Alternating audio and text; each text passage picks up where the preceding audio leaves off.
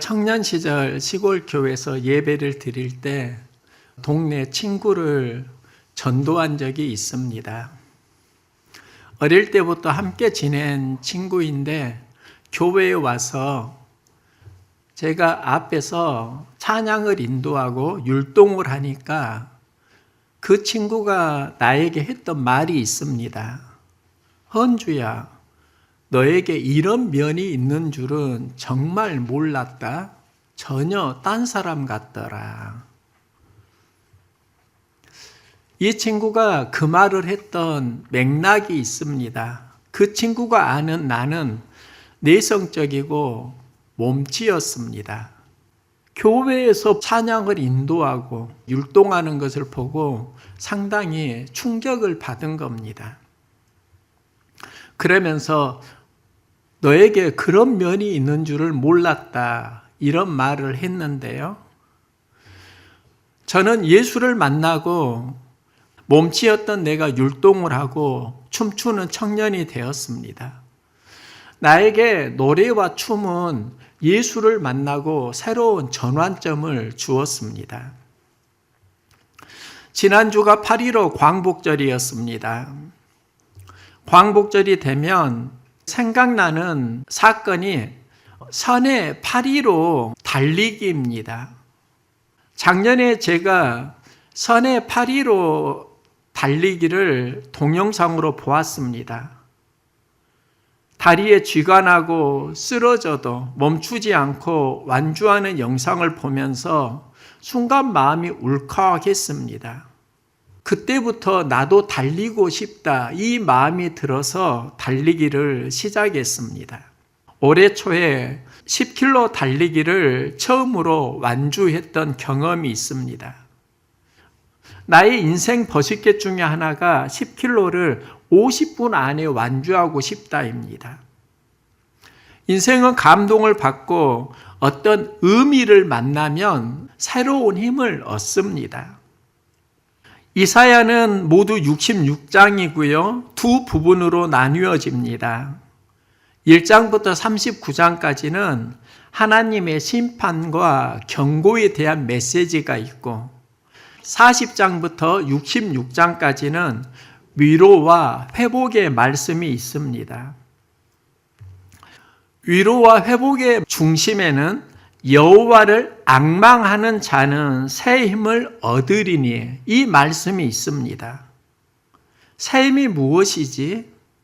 함께 보려고 하는데요. 이스라엘은 바벨론 침공으로 예루살렘 성전은 무너지고 나라를 잃고 많은 사람들이 바벨론 포로로 잡혀갑니다. 이때 그들은 하나님을 원망하면서 하나님이 우리를 버리셨다고 절망하고 탄식합니다. 이게 1장부터 39장까지의 내용인데요. 40장부터 분위기가 달라집니다. 너희의 하나님이 이르시되 너희는 위로하라. 내 백성을 위로하라. 그 위로와 소망의 중심을 보니까 생각의 변화가 있습니다. 이스라엘 백성들이 품은 마음을 이렇게 말합니다. 내 길은 여호와께 숨겨졌으며 내 송사는 하나님에게서 벗어난다. 내 길이 여호와께 숨겨졌다. 이 말은 내가 고난을 당할 때 하나님은 관심을 가지지 않으셨다. 우리는 홀로였다. 또 내 송사는 하나님에게서 벗어났다. 송사는 억울함을 풀어달라고 호소하는 재판이라고 할 수 있습니다. 내 송사가 벗어났다는 것은 하나님이 재판에서 내 억울함을 들어주지 않으셨다. 하나님을 원망하고 하나님을 불평하는 생각이 그들 안에 가득했습니다. 이사야는 그들에게 하나님의 말씀을 전하는데요. 너는 알지 못하였느냐? 듣지 못하였느냐? 영원하신 하나님 여호와. 이사야는 하나님을 원망하고 불평하는 그들에게 영원하신 하나님을 전합니다. 영원하다는 말은 과거, 현재, 미래를 모두 다 포함합니다. 하나님의 성품에는 세 가지가 있습니다. 과거부터 지금까지 우리를 도우셨다. 에베네셀 하나님입니다. 그 하나님께서 오늘도 우리와 함께 하신다. 임마누엘 하나님입니다.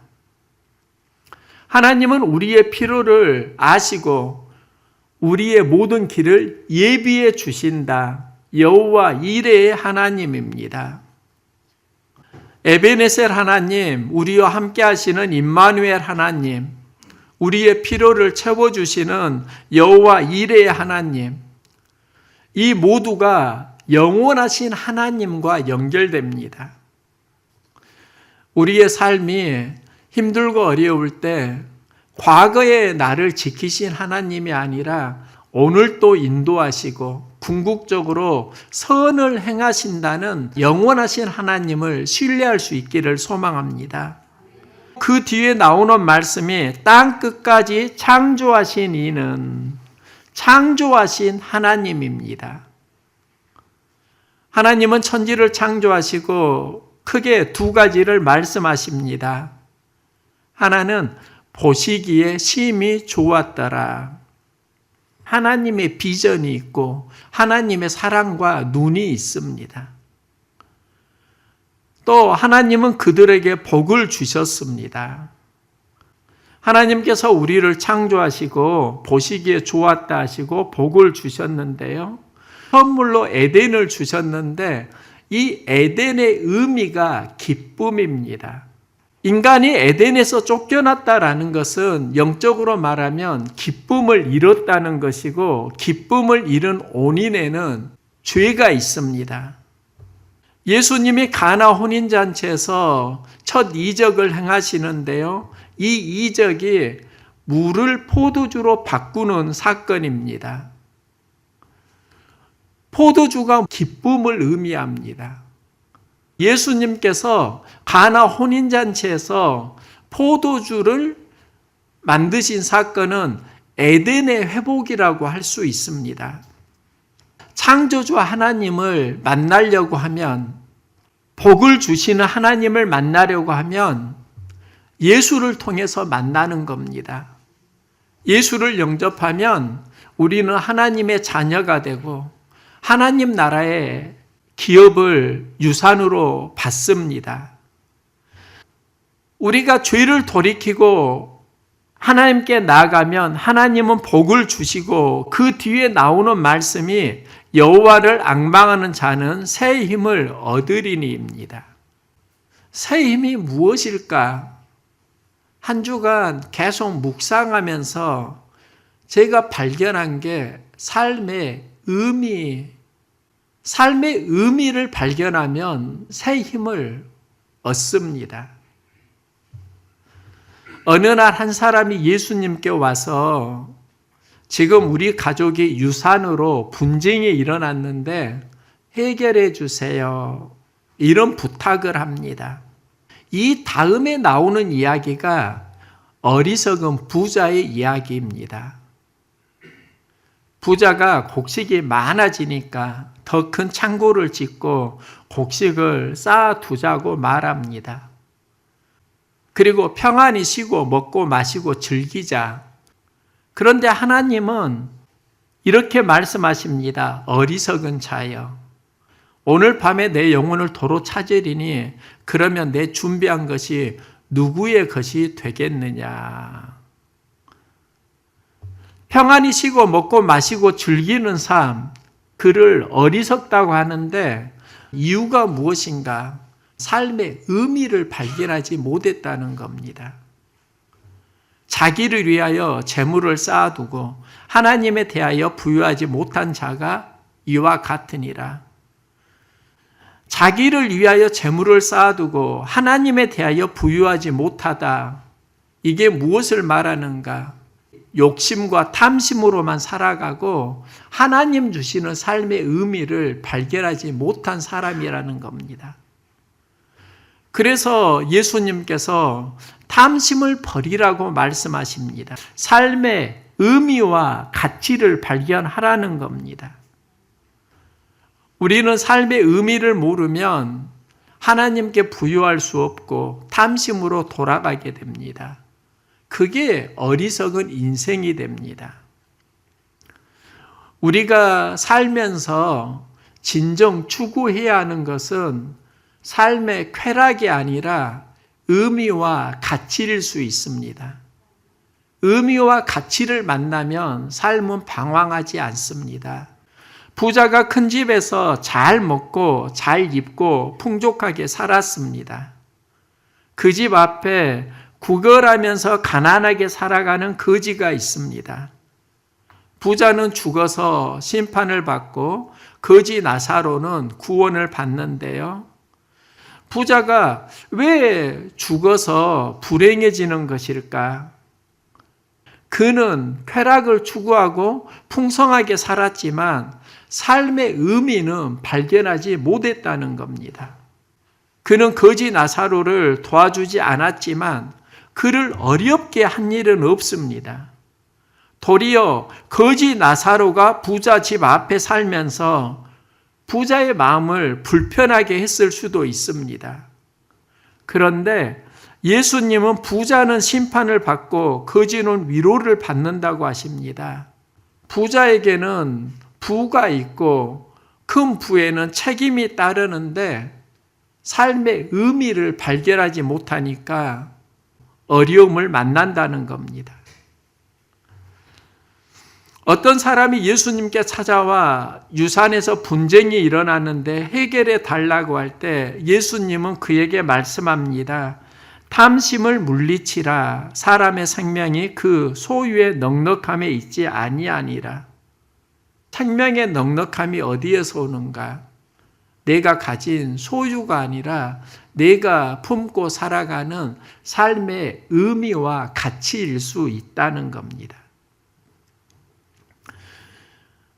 청년 시절 시골 교회를 지었던 적이 있습니다. 그때 차가 교회까지 들어갈 수 없었습니다. 산 아래에 있어서 손수레를 끌고 블럭을 날랐고 교회를 지었습니다. 그때를 생각하면 즐겁고 행복한 기억이 있습니다. 이유가 무엇일까? 그때 내가 나르는 이 블럭이 빠진다고 하면 교회 성전은 온전히 이루어지지 완성되지 않는다. 내 블럭이 하나하나 그곳에 채워져서 교회와 성전이 완성되어 간다. 이 생각을 하니까 의미가 달라졌습니다. 노동에서 의미를 찾으니까 마음이 좋고요. 마음이 좋으니까 일을 할 수 있는 힘이 나는 걸 발견했습니다. 이 집사님께서 일주일에 2번 교회에 오셔서 청소를 꼼꼼히 하십니다. 무더위에 교회에 와서 청소를 하시는데 힘들지 않을까 하는 걱정도 살짝 듭니다. 그래서 이야기를 나누다가 이런 말씀을 하는 것을 들었습니다. 전에는 목사님이 청소하셨는데 제가 그 시간을 덜어드리고 싶어요. 목사님은 그 시간을 목회와 자기 개발에 사용하세요. 집사님이 누군가를 돕고 싶은 마음을 품으니까 그 일을 하게 되고 또 기쁨으로 감당하는 겁니다. 돕고자 하는 마음이 우리에게 새 힘을 준다는 겁니다. 하나님께 쓰임 받고자 하는 열망이 우리에게 새 힘과 용기를 준다는 겁니다. 우리가 잃어버린 게 무엇일까? 하나님께 쓰임 받고자 하는 그런 마음들이 사라지고 있진 않습니까?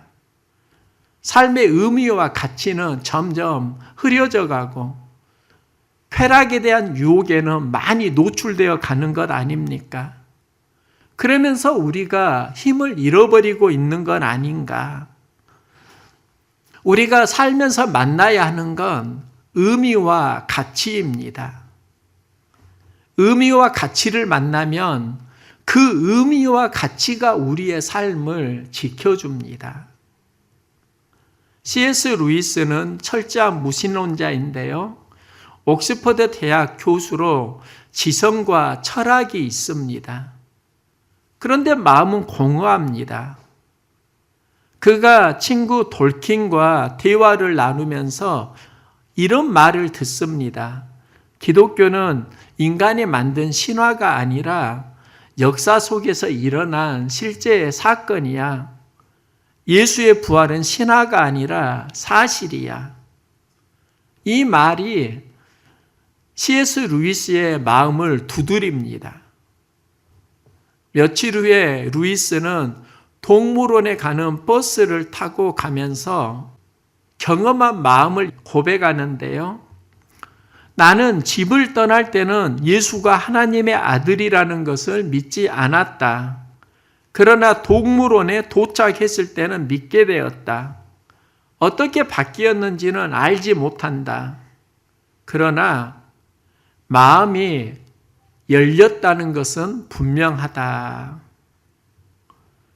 루이스는 버스 안에서 예수를 그리스도로 영접하고 이것을 이렇게 고백합니다. 조용하지만 피할 수 없는 회심이었다. 여기에서 글쓰기가 시작되고 그 글쓰기에서 나온 책이 순전한 기독교 또 나니아 연대기입니다. 많은 사람들에게 기독교 사상을 전하는 메시지가 되었습니다. 조용하지만 피할 수 없는 회심을 일상에서 경험하는데 이런 은혜를 누릴 수 있기를 소망합니다.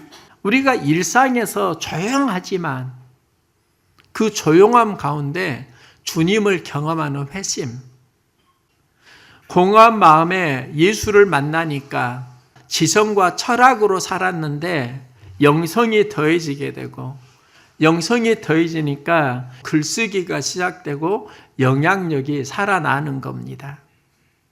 예전에 초등학교 교과서에 토끼와 거북이 이야기가 있었습니다. 지금은 사라졌는데요.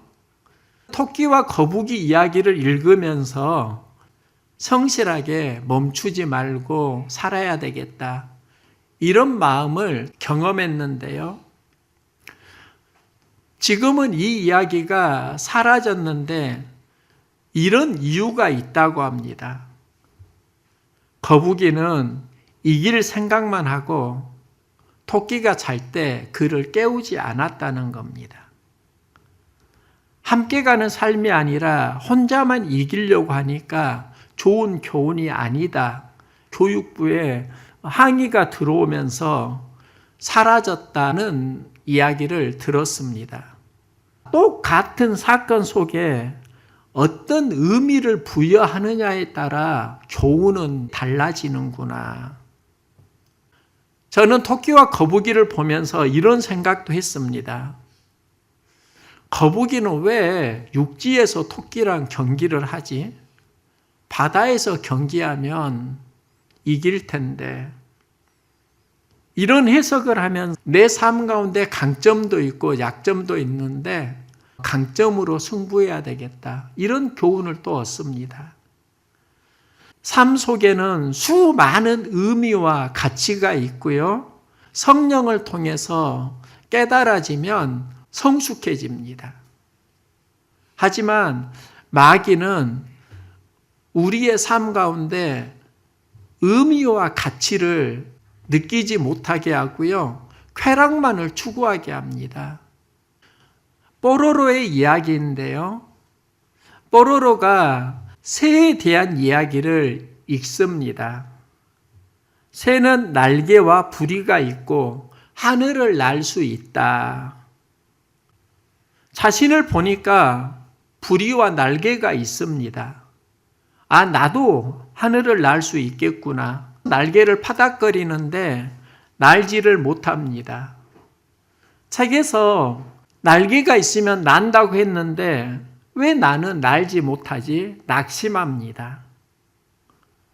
이때 친구 포비가 뽀로로에게 말하는데요. 내가 날 수 있는 하늘이 있어. 그곳으로 가보자. 포비가 뽀로로를 데리고 바다가 보이는 높은 절벽으로 갑니다. 그곳에서 뽀로로에게 날아보라고 격려합니다.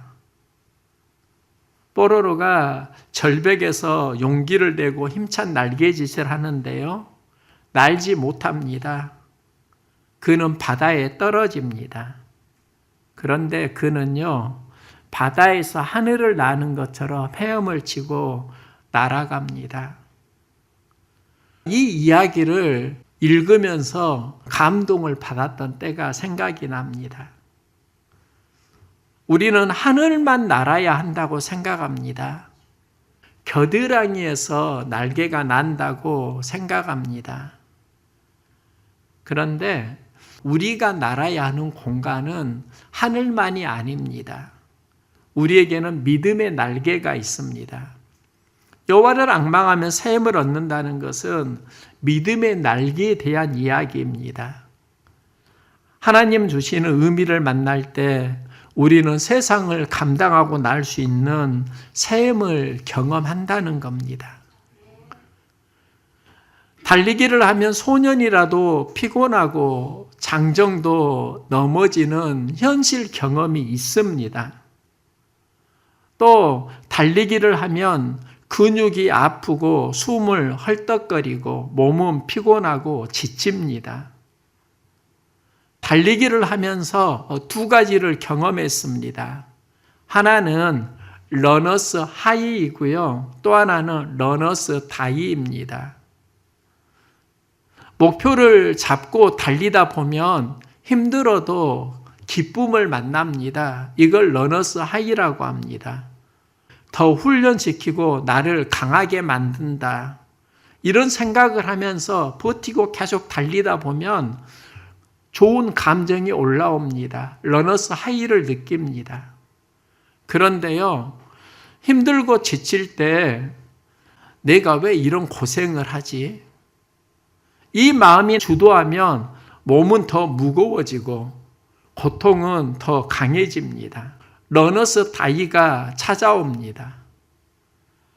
똑같은 일에도 무엇을 품느냐에 따라서 감정이 좋아지는 러너스 하이가 있고 우리를 힘들게 하는 러너스 다이가 있습니다. 교회 옆에 인도에 잡초가 자라는데요. 잡초를 뽑지 않으면 풀밭이 됩니다.